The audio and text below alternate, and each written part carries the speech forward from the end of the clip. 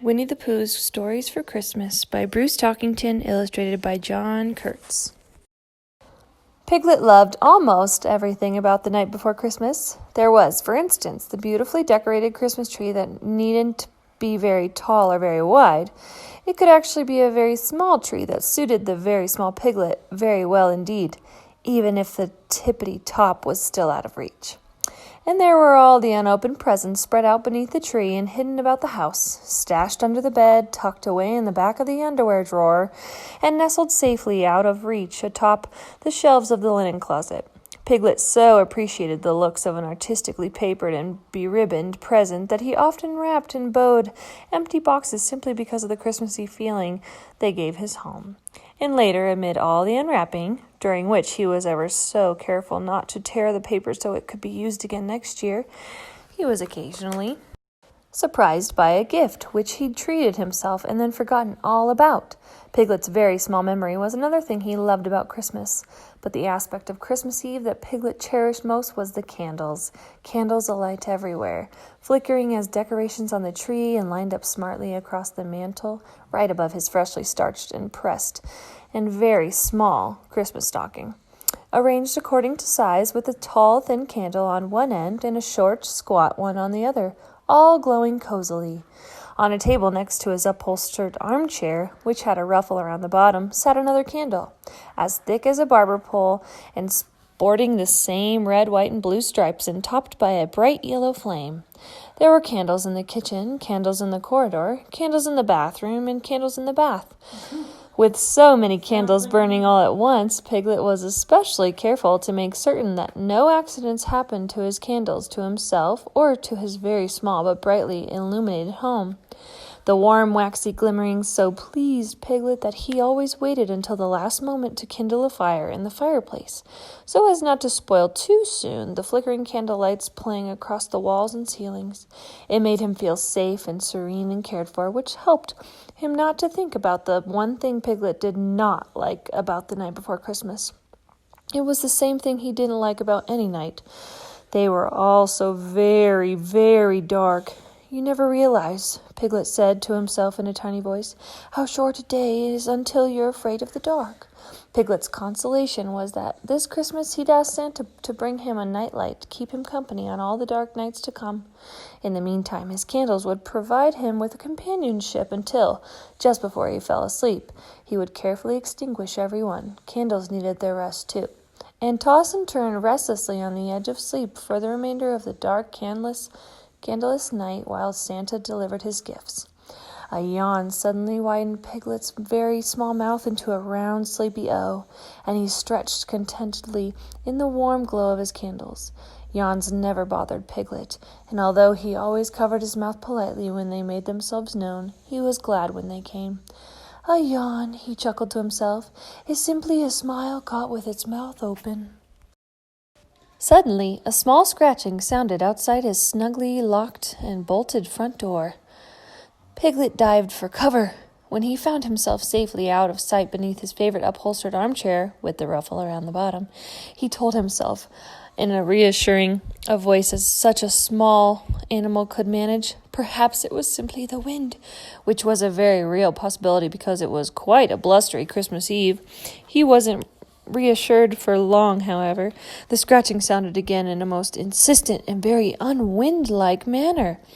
Piglet breathed a deep, gulping sigh of woe. "I suppose," he murmured, "that I should go see who—" He paused to gulp nervously.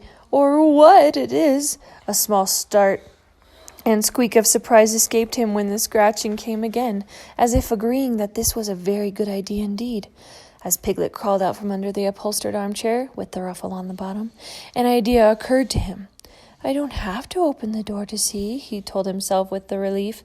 "I can simply take a very small peek out of the window."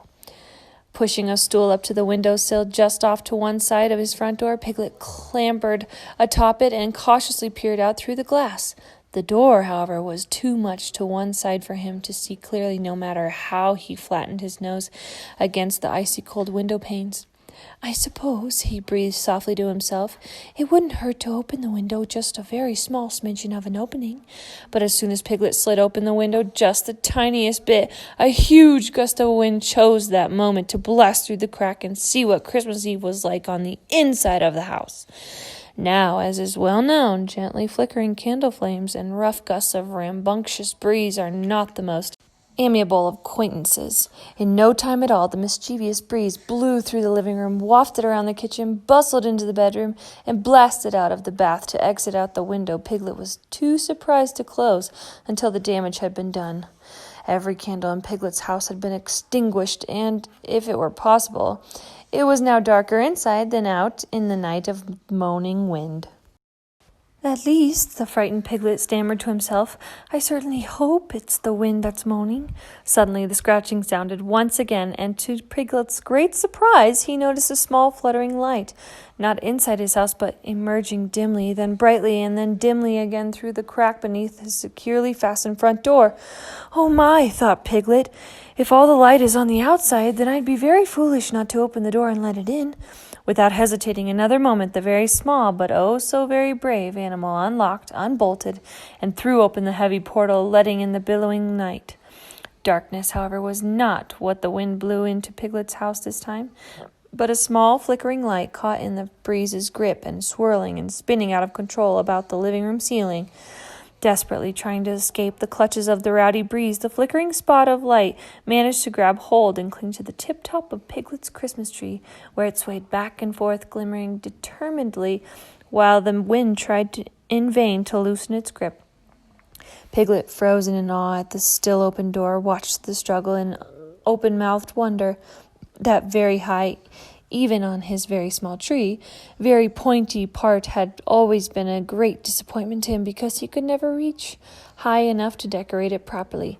And now this mysterious light had arrived under such strange circumstances and made his tree more like Christmas than he'd ever thought possible. It took a moment for Piglet to recover from his amazement at the light's presence and slam the front door shut.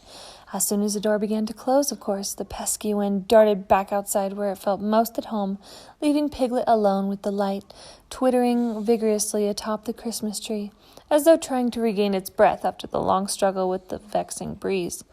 Piglet, now that his home was illuminated by the eerie yet warmly appealing light, was hesitant to relight his candles and spoil the marvelous show, almost like a display of tiny fireworks.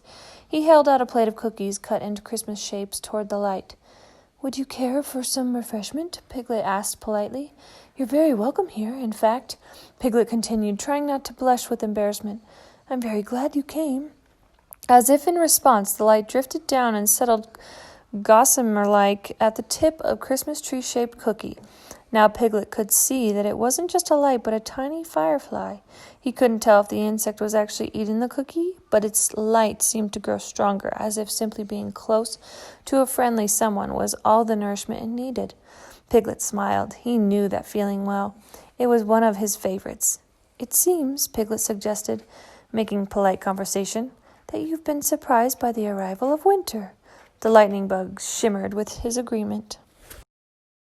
Well, smiled Piglet, you're quite welcome to stay as long as you like. He picked up a candle in its holder, intending to light his way to bed with it as soon as he found a match. It's long past my bedtime, explained Piglet to the glowing firefly, so if you'll excuse me, I must be off to sleep. Before he could leave, however, the firefly fluttered up and perched on the cold wick of the unlit candle in Piglet's hand, blinking a question. Why, of course you may come with me, responded Piglet. And so Piglet had the very best night's sleep, Christmas Eve or otherwise, that he'd ever had, with his house guest twinkling merrily on his bedpost to the accompaniment of some very small snores. The next morning, Christmas morning, Piglet and the firefly were up with the sun, going through the presents stuffed in his stocking. As Piglet reached to the bottom, however, a look of consternation weighed his face into a frown. Oh, dear, he sighed. Santa forgot to give me my nightlight, and that's what I wanted the most. The bug sparkled sympathetically. He forgot your present, too? Asked Piglet in surprise. What did you ask him for? A home without the winter wind?